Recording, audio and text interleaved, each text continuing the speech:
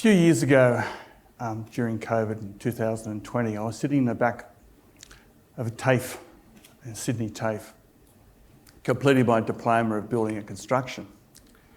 The main reason I was there was to understand building, commercial building, and how it might translate into the work I'm doing at the moment.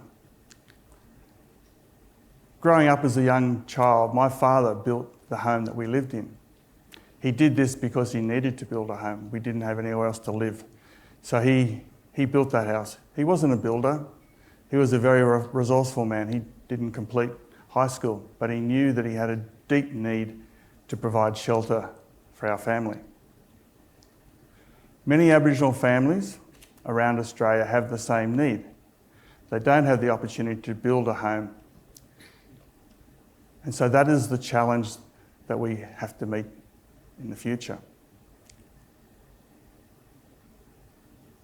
The idea that someone might live without shelter, being homeless, or living in a car is abhorrent to most of us. However, it's omnipresent in society today. What we want to do at Swinburne is develop the types of approaches that can rectify this in the future.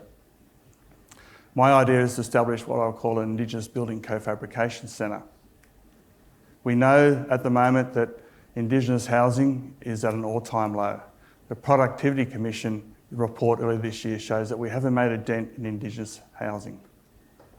We need to move beyond that. An Indigenous building co-fabrication would be the way that we could address that in the future. So what does an Indigenous building co-fabrication look like? This would be a place at Swinburne where we bring together the technology and the manufacturing practices that we have here, just around the corner in this building, to solve some of those particular problems that now beset us in housing. We'd also look at the types of materials that we could use in building. How can we build better houses in the future that are sustainable, durable, and respond to the environmental conditions where people live? So an Indigenous building co-fabrication would be a living centre. It would be a place where researchers, educators, architects, engineers, and people interested in making an improvement in Indigenous housing could meet, work, and work to solutions in Indigenous housing. That living centre would be a place which would generate new ideas about building, blending technology with materials, and also looking at the resources where Indigenous people now live. It might be that technology is only part of the answer, but we need to be able to build houses in communities which respond to local needs.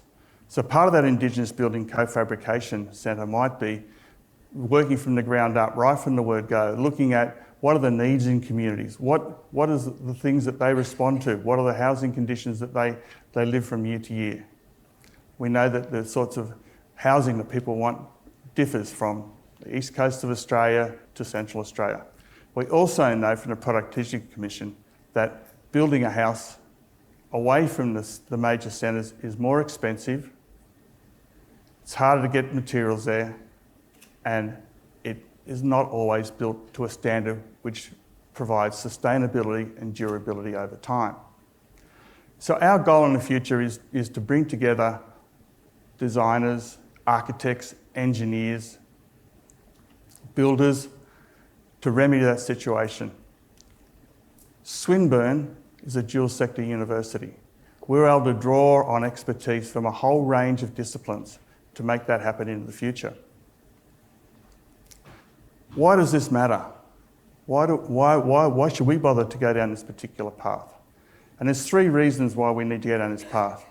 One is that over the last 20 or 30 years, the housing crisis has disproportionately impacted Indigenous communities around Australia. There are barriers to housing in most communities, not least where people are located, but also getting builders and resources to those communities is often compromised. So, what can we do? With technology, we can solve some of those problems. with technology and manufacturing, we can work in communities at a rate that's different than what it is at the moment. So building a house at the moment takes a considerable amount of time. What we want to do is build houses quicker, more sustainably and more durable into the future. Australia has, in the past, had a maker mentality. People would build their own homes. We've lost that over time in favour of commercial building. What we need to be able to do is turn our backs on that and look to the future. Organisations such as Swinburne play a vital role in creating that new dynamic. Some time ago, when I was thinking about this new dimension to building, someone said to me, "Why do you want to do this? Why is this important?" And I was reflecting on my father and him building our house and the type of resilience that they brought out in him and us as kids, because we all had to do the labouring, of course, which taught us more about building. But also too, because this is a rich country. This is a country that deserves better for our Indigenous families and communities around Australia. If we were to look at this from the point of view that we can do better, then my conclusion to this is that we can, by establishing an Indigenous Building Co-fabrication Centre, we can make improvements to housing one home at a time. We can use technology to bring about the sorts of social change we want to see in this country. I want to thank that person for asking me that question about why we wanted to pursue this idea of Indigenous Building Co-fabrication. And I'd like to thank them for helping me think about what the answer might be. So like I said, we want to improve Indigenous housing one home at a time.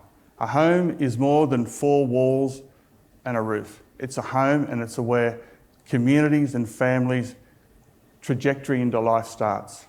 The Indigenous Building Co-fabrication can be part of that new trajectory. Thank you.